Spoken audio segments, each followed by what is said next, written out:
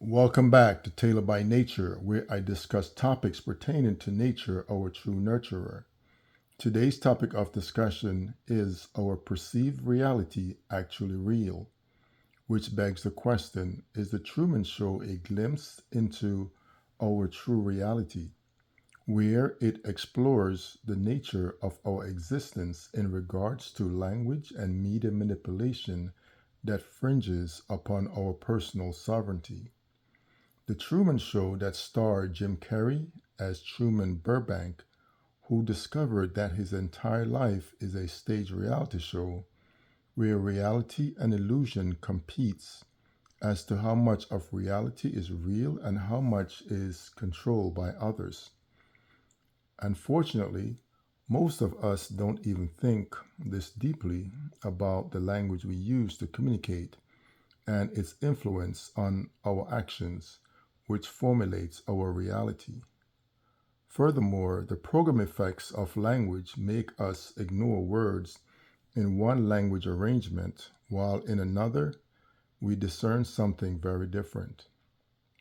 For example, the word and that appears over 46,000 times in the Bible is a coordinating conjunction used to connect things together, indicating addition or connection between elements of the same level. But how does this connection relates to our reality?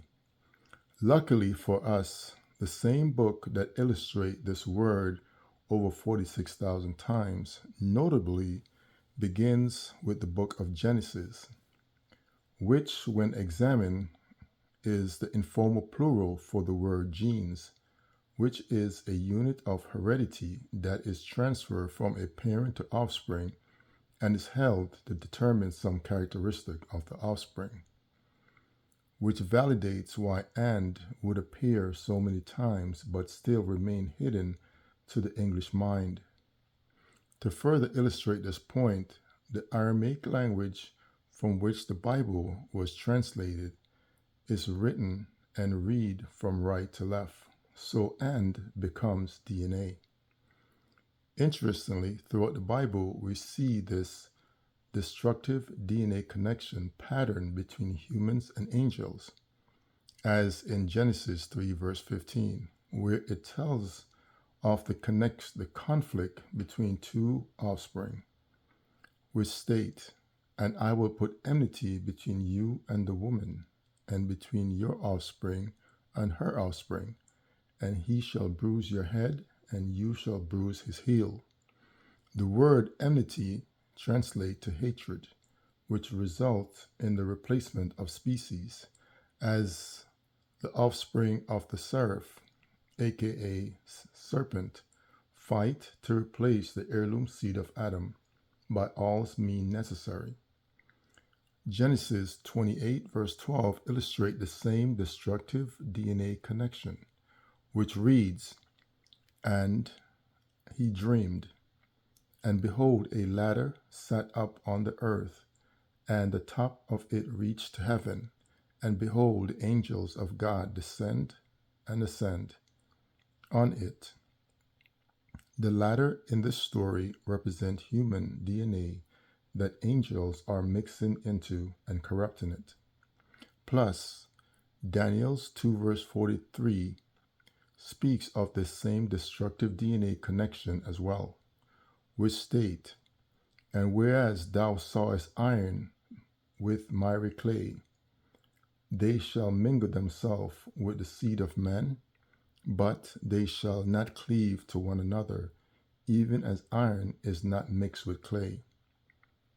In other words, I saw a genetically mixed person who is half angel and half human, and that genetically mixed person will try and mix itself with the heirloom seed of Adam.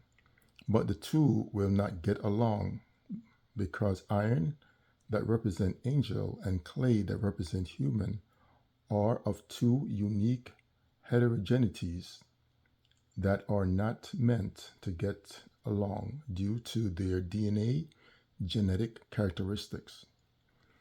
It is notable to mention that this information was also given to the Hamites and Japhites, as illustrated in the Emerald text, which read, "Speak I of ancient Atlantis, speak of the days of the kingdom of the shadows, of the coming of the children of the shadows, out of the great deep where they called by the wisdom of earth men, called for the purpose of gaining great power. Far in the past, before Atlantis existed, men there were who dwelled in the darkness, using dark magic, calling upon beings from the great deep below us. Forth came they into the cycle. Formless were they of another vibration, existing unseen by the children of earth men. Only through blood could they have been formed. Only through man could they have lived in the world. In ages past, where they conquered by masters driven below to the place hence they came. But some there were who remained hidden in places and plains unknown to men. Lived they in Atlantis as shadows, but at times they appear among men.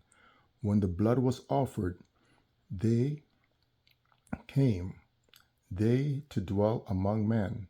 In the form of men they live amongst men, but only by sight where they are as men.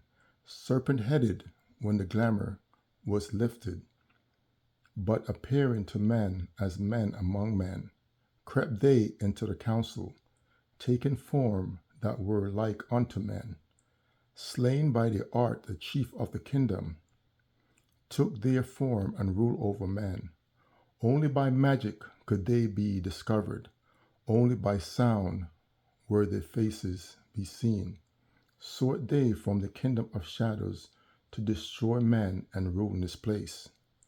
In closing, the so-called Bible that represents Shem and the emerald tablets that represent Kemet both inform us that something other than humans has taken over our earth and is hell-bent on replacing its endemic species with their own variant species.